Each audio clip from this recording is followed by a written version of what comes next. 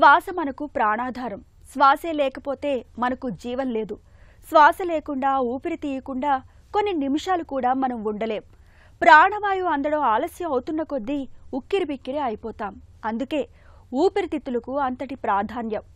అయితే ఇంతటి కీలకమైన ఊపిరితిత్తులకు ఇవాళ లంగ్ క్యాన్సర్ రూపంలో పెను ప్రమాదం ముంచుకొస్తుంది.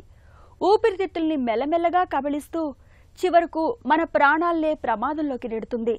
ప్రత్యేకించి పురుషులకు లంగ్ క్యాన్సర్ అనేది శాపంగా మారుతుంది. ఈ నేపథ్యంలో ఊపిరికి ఉరి బిగించే లంగ్ క్యాన్సర్ను ముందుగానే పసిగట్టే పరీక్షల గురించి ఇప్పుడు తెలుసుకుందాం.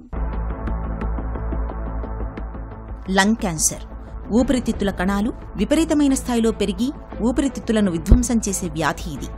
మనలోని అణువణువుకు ప్రాణవాయువును అందించే ఊపిరితిత్తుల్లో క్యాన్సర్ ఆనవాళ్లు అంత త్వరగా బయటపడవు.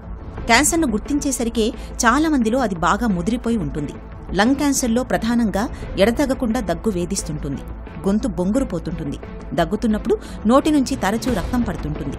ఉన్నట్టుండి బరువు తగ్గిపోతుంటారు. ఆకలి కూడా తగ్గుతుంది. చూపు మందగిస్తుంటుంది. తరచూ జ్వరం వస్తుంటుంది. శ్వాసనాళాల్లో వాపు, నిమోనియా వంటి లక్షణాలు కనిపిస్తుంటాయి. ఇలాంటి లక్షణాలు కనిపిస్తున్నప్పుడు ఆలస్యం చేయకుండా డాక్టర్ని సంప్రదించాలి.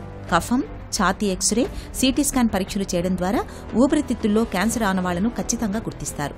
ఊపిరితిత్తుల్లో క్యాన్సర్ను తొలి దశలోనే గుర్తించి చికిత్స మొదలు పెడితే లంగ్ క్యాన్సర్ను పూర్తిగా నయం చేయొచ్చు.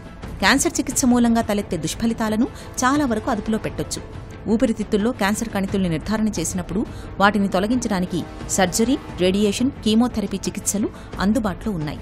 వీటిలో ఏదో ఒకటి గాని లేదా 2-3 విధానాలు కలిపి కానీ డాక్టర్లు క్యాన్సర్ కణితుల్ని నిర్మూలిస్తారు.